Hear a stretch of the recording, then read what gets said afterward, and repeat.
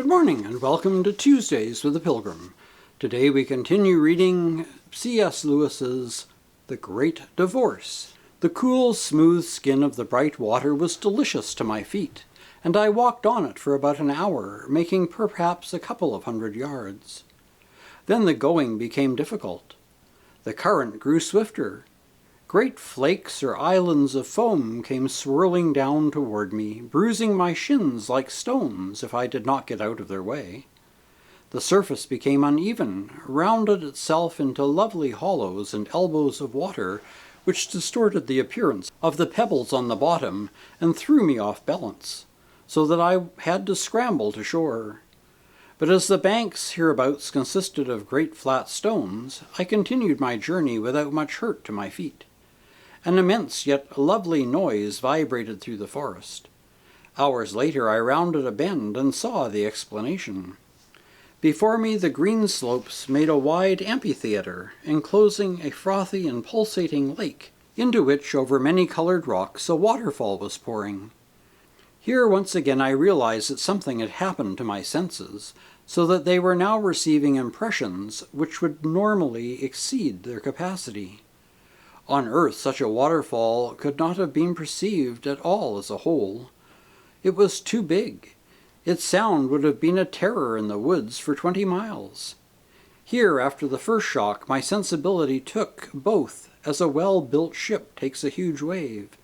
I exulted. The noise, though gigantic, was like giants' laughter, like the revelry of a whole college of giants together, laughing, dancing, singing, roaring at their high works.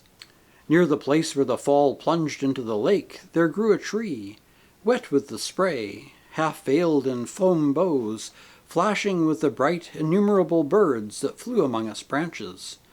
It rose in many shapes of billowy foliage, huge like a fenland cloud.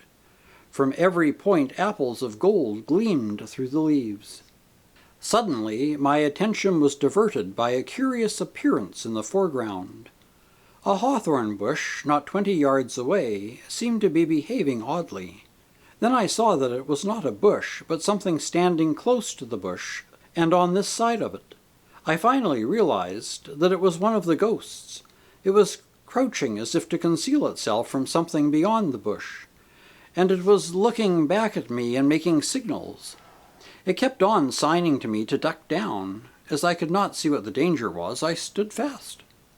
Presently the ghost, after peering around in every direction, ventured beyond the hawthorn bush. It could not get on very fast because of the torturing grasses beneath its feet, but it was obviously going as fast as it possibly could, straight for another tree. There it stopped again, standing straight upright against the trunk, as though it were taking cover. Because the shadow of the branches now covered it, I could see it better. It was my bowler-hatted champion, the one whom the big ghost had called Ikey. After it had stood panting at the tree for about 10 minutes, and carefully reconnoitering the ground ahead, it made a dash for another tree, such a dash as possible to it. In this way, with infinite labor and caution, it had reached the great tree in about an hour. That is, it had come within 10 yards of it. Here it was checked. Round the tree grew a belt of lilies, to the ghost an insuperable object. It might as well have tried to tread down an anti-tank trap as to walk on them. It laid down and tried to crawl between them, but they grew too close, and they would not bend. And all the time it was apparently haunted by the terror of discovery. At every whisper of the wind it stopped and cowered. Once, at the cry of a bird, it struggled back to its last place of cover. But then desire hounded it out again, and it crawled once more to the tree. I saw it clasp its hands and writhe in agony at its frustration. The wind seemed to be rising. I saw the ghost wring its hand and put its thumb into its mouth, cruelly pinched, I doubt not, between two stems of the lilies, when the breeze swayed them. Then came a real gust. The branches of the tree began to toss.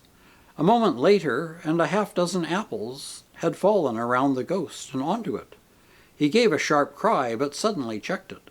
I thought the weight of the golden fruit where it had fallen on him would have disabled him, and certainly for a few minutes he was unable to rise.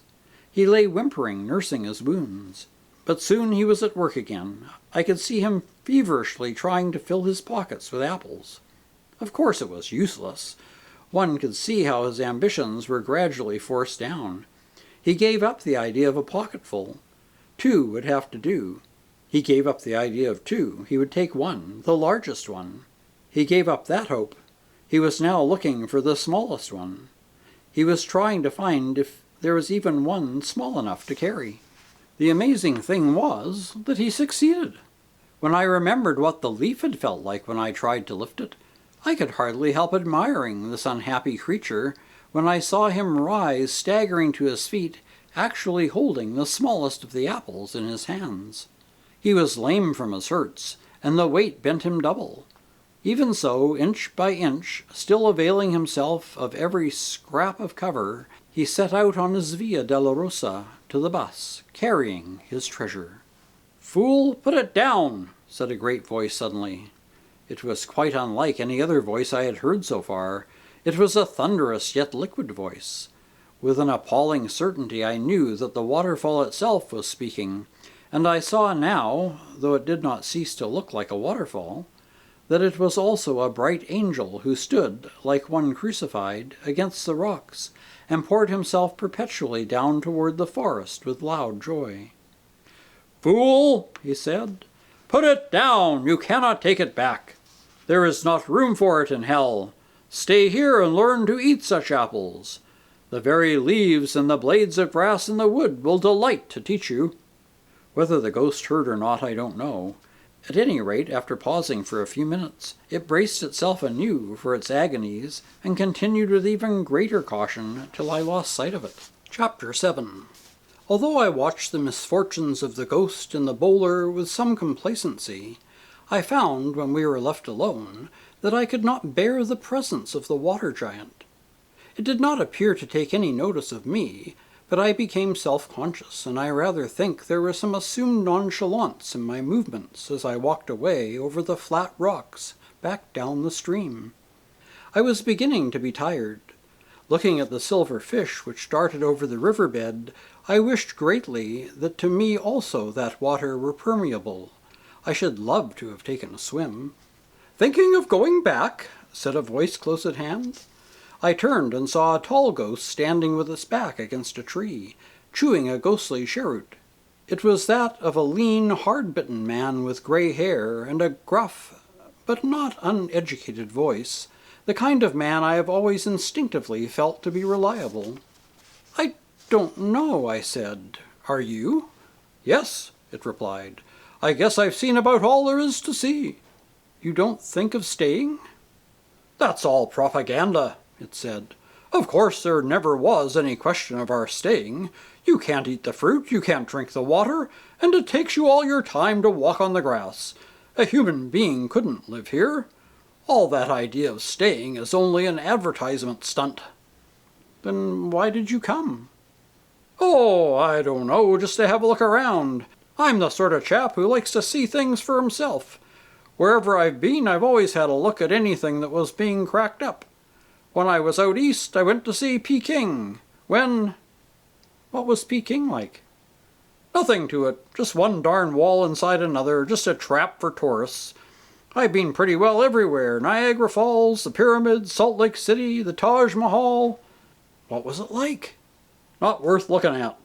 They're all advertisement stunts, all run by the same people. There's a combine, you know. A world combine that just takes an atlas and decides where they'll have a site. Doesn't matter what they choose, anything'll do so long as the publicity's properly managed." "And you've lived, down there in the town for some time?" "In what they call hell? Yes, it's a flop too. They lead you to expect red fire and devils and all sorts of interesting people sizzling on grids. Henry VIII and all that. But when you get there, it's just like any other town." "I'd prefer it up here," I said. "Well, I don't see what all the talk is about," said the hard-bitten ghost. "It's as good as any other park to look at, and darned uncomfortable." "Well, there seems to be some idea that if one stays here, one would get, more solid, would grow acclimated." "I know about all that," said the ghost. "Same old lie. People have been telling me that sort of thing all my life. They told me in the nursery that if I were good I'd be happy. They told me at school that Latin would get easier as I went on. After I'd been married a month, some fool was telling me that there were always difficulties at first, but with tact and patience I'd soon settle down and like it. And all through 2 wars, didn't they say about the good times coming if only I'd be a brave boy and go on being shot at? Of course they'll play that old game here if anyone's fool enough to listen. But who are they? This might be run by someone different." "Entirely new management, eh? Don't you believe it. It's never new management. You'll always find the same old ring. I know all about dear, kind Mummy coming up to your bedroom and getting all she wants to know out of you. You always found that she and Father were the same firm, really. Didn't we find that both sides of all the wars were run by the same armament firms? Or the same firm which is behind the Jews and the Vatican and the dictators and the democracies and all the rest of it? All this stuff up here is run by the same people as the town. They're just laughing at us." "I thought they were at war." "Of course you did. That's the official version. But who's ever seen any signs of it? Oh, I know that's how they talk. But if there's a real war, why don't they do anything? Don't you see that if the official version were true, these chaps up here would attack and sweep the town out of existence? They've got the strength. If they wanted to rescue us, they could do it. But obviously the last thing they want is to end the so-called war. The whole game depends on keeping it going." This account of the matter struck me as uncomfortably plausible. I said nothing. "Anyway," said the ghost, "who wants to be rescued? What the hell would there be to do here?" "Or there," I said. "Quite," said the ghost. "They've got you either way." "What would you like to do if you had your choice?" I asked. "There you go," said the ghost with a certain triumph. "Asking me to make a plan. It's up to the management to find something that doesn't bore us, isn't it? It's their job. Why should we do it for them? That's just where all the parsons and moralists have got the thing upside down. They keep on asking us to alter ourselves. But if the people who run the show were so clever and so powerful, why don't they find something to suit us public? All this poppycock about growing harder so that the grass doesn't hurt your feet now. There's an example. What would you say if you went to a hotel where the eggs were all bad, and when you complained to the boss, instead of apologizing and changing his dairyman, he just told you that if you tried, you'd get to like bad eggs? "Well, I'll be getting along," said the ghost after a short silence. "You coming my way?" "There doesn't seem to be much point in going anywhere on your showing," I replied. A great depression had come over me. "And at least it's not raining here." "Not at the moment," said the hard-bitten ghost. "But I never saw one of those bright mornings that didn't turn to rain later on. And by gum, when it does rain here, you hadn't thought of that. It hadn't occurred to you that with the sort of water they have here, every raindrop will make a hole in you, like a machine gun bullet. That's their little joke, you see. First of all, tantalize you with the ground you can't walk on and water you can't drink, then drill you full of holes. But they won't catch me that way." A few minutes later, he moved off. And that's the end of Chapter 7. Next week we'll continue with Chapter 8. Until then, take care, stay safe, and God bless.